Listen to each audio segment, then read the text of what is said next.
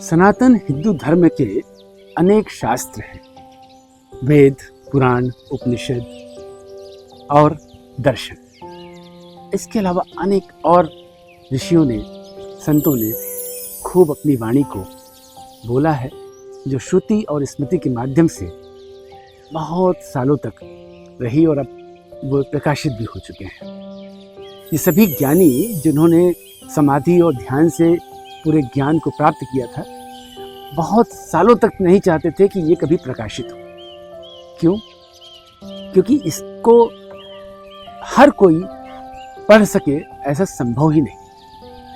आपने अनुभव किया होगा, कई बार आपने चाहा कि हम ये सब पढ़ें, आप पुस्तक खरीद नहीं पाए, खरीद लिया या कहीं से ले आए तो उससे पन्ने नहीं खोल पाए, पढ़े हैं इधर उधर, पन्ने खोल लिया, पढ़ भी लिया, समझ नहीं पाए, समझने की पूरी चेष्टा कर ली, या आपने मान लिया कि मैंने समझ लिया और वो असल ज्ञान से कहीं और कुछ और समझ लिया गया, जो आगे जाकर के आपको ये निर्णित हुआ कि जो मैंने समझा इसके मायने तो कुछ और है।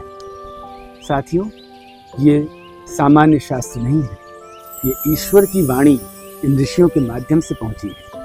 इसके लिए हमें उस गुरु शिष्य परंपरा में जाना पड़ता है जो कभी किसी और गुरु से, उनके गुरु से, उस परंपरा से ज्ञान को प्राप्त कर चुके हैं। ये सब पुस्तकें रेफरेंस के रूप में काम में आ सकते हैं, लेकिन इनसे ज्ञान नहीं मिलता है। ज्ञान मिलता है तब जब आप किसी गुरु के शरण में जाएं, उनके पास रह करके इनको प्राप्त करें। ऐसा मेरा अनुभव है। विचार कीजिएगा।